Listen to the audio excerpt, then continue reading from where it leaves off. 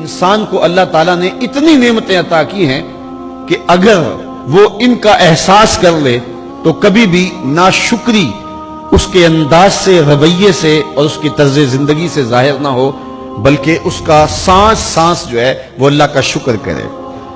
میں کئی دفعہ یہ بات بتا چکا ہوں، میرا ایک ملنے والا ہے، پیر بھائی ہے، تو اس کو مسئلہ کیا ہے کہ یہ جو منہ میں لعاب آتا ہے اس کی مقدار کم ہے۔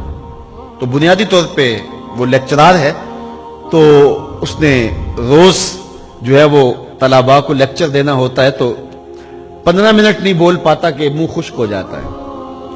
اب ہم نے کبھی اس کو نعمت سمجھا؟ یہ جو منہ میں لعاب آتا ہے، ہم کہتے ہیں کہ یہ ایک مصیبت ہے، تھوکتے رہتے ہیں، لیکن اگر اس کی مقدار کم ہو تو زندگی اوکھی ہو جائے۔ یہ نظام انہضام پہ بھی اثر انداز ہوتا ہے، اور پھر اس کی بینائی بھی کمزور ہو گئی، ایک آنکھ کی بینائی تو بالکل ختم ہو گئی۔ مرض کیا ہے، مسئلہ کیا ہے، کون سی نعمت کم مل رہی ہے؟ پانی نہیں مل رہا، مل رہا ہے، آکسیجن نہیں مل رہی ہے، گردش خون جاری ہے۔ کمی کیا ہوئی؟ کبھی سوچا بھی نہیں ہم نے۔ لعاب کی مقدار ضرورت سے کم ہے تو زندگی مشکل ہو گئی۔ انسان یہ لعاب جس کی اہمیت تیری نظر میں کوئی نہیں، یہ کم ہو تو پھر زندگی عذاب بن جائے۔ تو اللہ نے جو تجھے نعمتیں دی ہیں اگر وہ نہ ہوں تو پھر بتا زندگی کیسے گزرے۔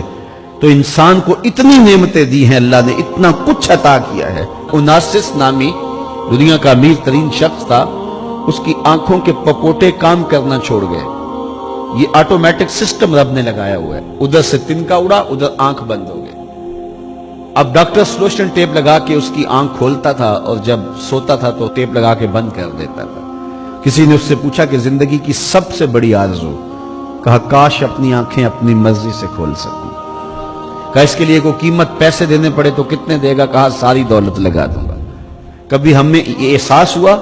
بہت سارے لوگوں کو آج پتا چلا ہوگا یہ بھی ایک سسٹم ہے، ایسا ہے، رب نے قدرتی لگایا ہوا ہے، اس کا کوئی بل نہیں کبھی آیا۔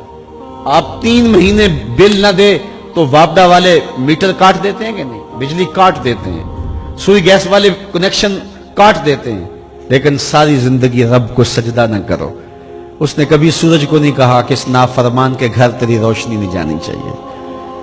اس نے کبھی چاند کو نہیں کہا کہ تیری چاندنی اس کے آنگن میں نہیں جانی چاہیے۔ جس طرح با یزید کے گھر میں سورج کی کرنیں جاتی ہیں، اس نافرمان کے گھر میں بھی ایسے ہی جاتی ہیں۔ تو انسان کو اللہ نے بڑا کچھ دیا، لیکن یہ اس کے باوجود ناسپاس ہے، ناشکر گزار ہے۔ تو کہا اس کے لیے کوئی اس کو خارج سے دلیلیں نہیں چاہیے۔ انسان اگر اپنے پہ غور کرے تو انسان کے اندر ہی سب کچھ ہے۔ میں کہاں کھڑا ہوں مجھے پتا ہے، آپ کہاں کھڑے ہیں آپ کو پتا ہے۔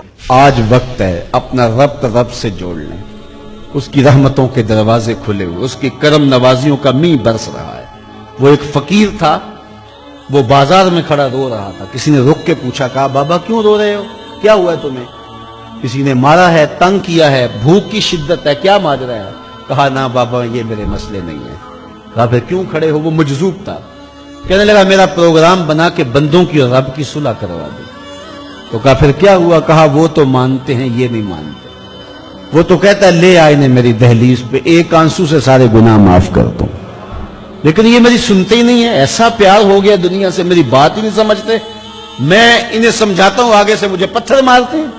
میں ان کی خیر کے لیے ان کو کہانی سنا رہا ہوں، میاں یہ دنیا عارضی ہے، لیکن یہ مجھے گھول گھول کے دیکھتے ہیں۔ مجھے ان کی عقل پہ رونا آ رہا ہے۔ وہ کہتا ہے لے آ میری چوکھٹ پہ، ابھی معاف کر دوں گا، ایک آنسو سے سارے گناہ دھو ڈالوں گا، سمندر کی جھاگ کے برابر بھی گناہ ہیں تو مٹا ڈالوں گا، لیکن یہ سمجھتے نہیں ہیں۔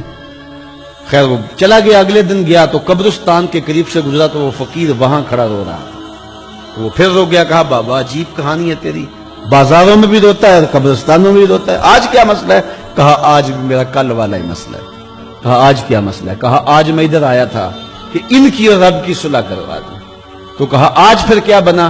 کہا آج یہ مانتے ہیں وہ نہیں مانتا۔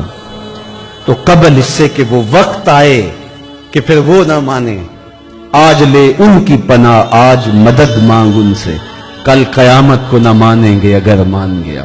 تو یہ تھوڑا وقت ہے زندگی کا، اس زندگی کو غنیمت سمجھیں